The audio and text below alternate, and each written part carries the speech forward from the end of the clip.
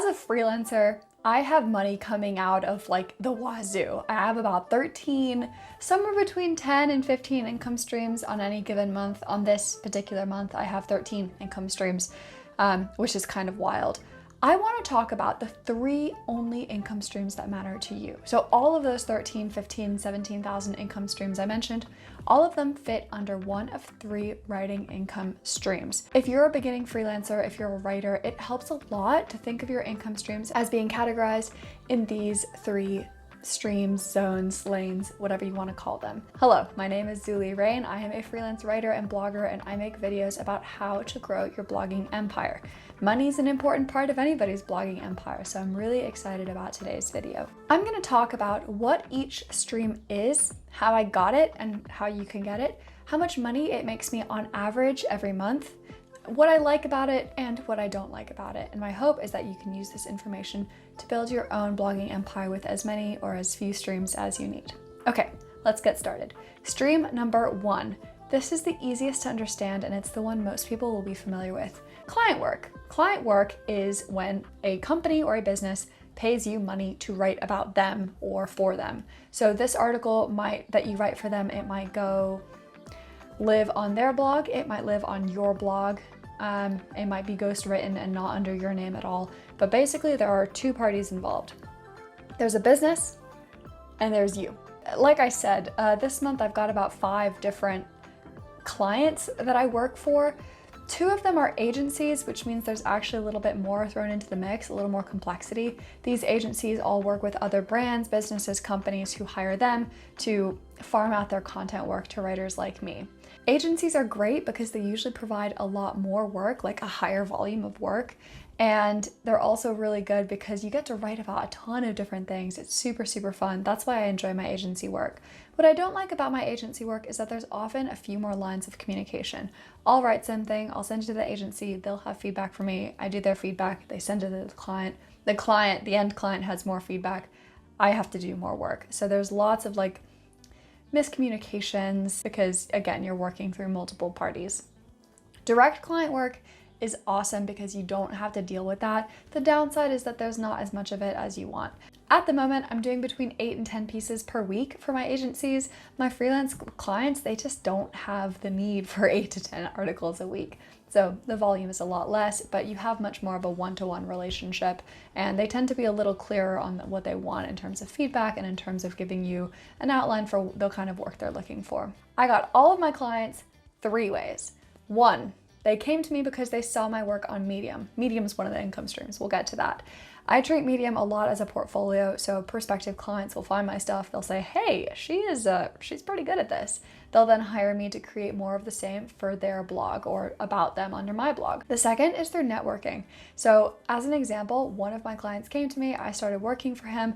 A couple months later, he said, hey, I've got this person who is in a similar industry to me and he's looking for a content writer. I recommended you. Would you be interested in talking to him? There you go, client number 2.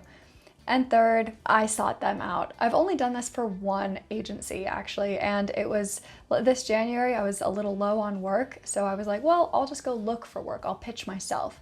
So I found an agency on LinkedIn, I applied, and I was accepted.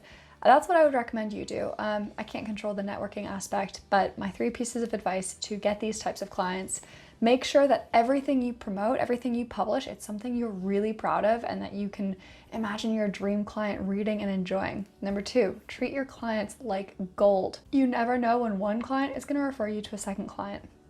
And number 3, this was what caught me by surprise. The work is out there on LinkedIn. Freelance writers are in high demand. You just have to go out and look for them, and I recommend LinkedIn to do that. It's really hard to predict how much I make from clients because they come and go and scale up and scale down, but I think this month I'm gonna make somewhere between 3,000 to 5,000 at a guess. You never know. Okay, number 2, platforms. Platforms are a little less intuitive because there are 3 parties in the mix. There's you, the content creator. There's your audience. These are the people who are consuming your content and who ultimately pay for the content. And in between, there is the platform, the mediator. Platforms have one very important thing. They have access to that audience. In exchange for you creating content, they will give you access to that audience themselves. So many platforms have distribution algorithms. A really great example of this is YouTube. There are zillions of viewers on YouTube. I upload my videos. YouTube decides who's going to see them, usually a mix of people who follow me, but also maybe people who don't, but the algorithm thinks that they might be interested in this for whatever reason. Platform work is some of the most frustrating. I know what my audience wants, and I know deep down the platforms are trying to serve the right content to the right audience, but the way that is kind of surfaced in the algorithm, the distribution algorithm, it can be a little hairy. So sometimes I'll be creating content I know is valuable and I know lots more people want to see and want to have access to, but for whatever reason, the algorithm doesn't pick it up and there's no recourse here, right? And it also means that you're super dependent on somebody else's business, not yours. If YouTube has a bad month, if advertisers start to pull out of YouTube, there's nothing I can do about it. I'm just gonna eat that in my paycheck. And likewise, if I break some kind of rule on Medium and I get banned, there's nothing I can do. I don't think either of those things is likely, but like I said, I have no control. And that's why with this income stream, it's really important to try to start owning that relationship with your audience as soon as you can. So now, if you're watching this, I will ask you, if you want to stay up to date with me, sign up to my mailing list because that's the one tool that I do have control over. So I'll see you there. The good thing about these streams, and this is what I like about them, they're so accessible. Literally anyone can start. All you need is consistency and a voice and some excitement about what you're saying. You can go on LinkedIn, you can go on Instagram, you can go on Medium, you can go on Twitter. All you have to do is create content, and if you follow the rules of their distribution, your audience will find you. It's very low stakes and very high rewards if you learn to do it right. What I don't like is that sometimes it's hard to learn how to do it right, and then you invest all this energy learning how to do it right, and then they change the rules on you. There's nothing you can do about it. With platforms, I usually make about $3,000 a month. Again, because I don't control the algorithm or anything like that, it's really hard for me to predict how much I'll make every month.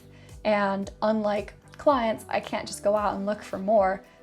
If I were to start a new platform tomorrow, it would take me time to build up that audience to a level where I was earning money from it consistently.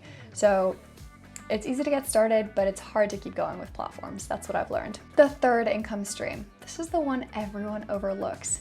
It's you. You're your own income stream. You as a brand, you as a creator.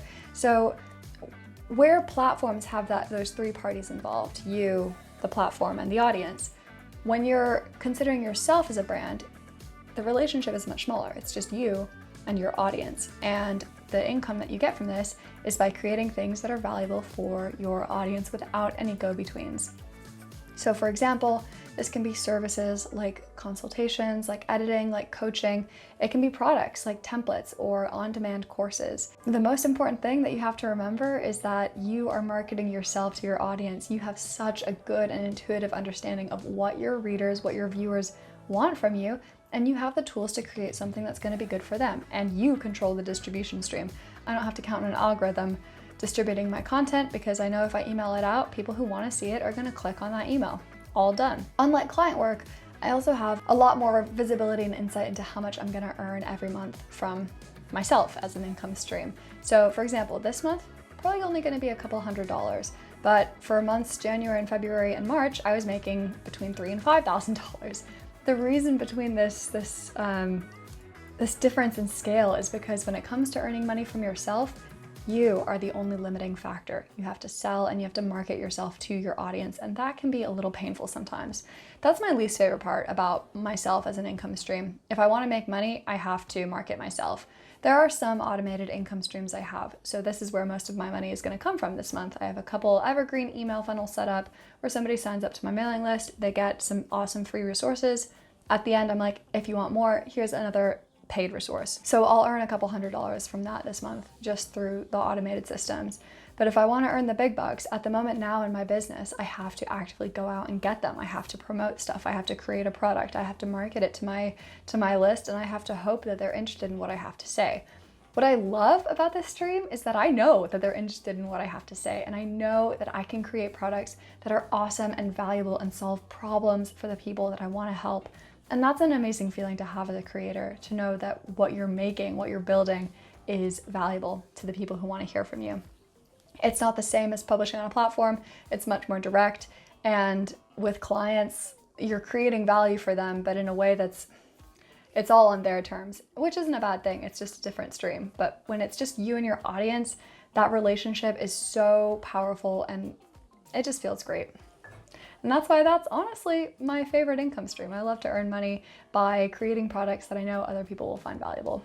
The last thing you need to remember, and I'll wrap this video up here, all these streams feed into each other. So for example, I publish something on Medium, maybe a potential freelance client finds it, reads it, and hires me.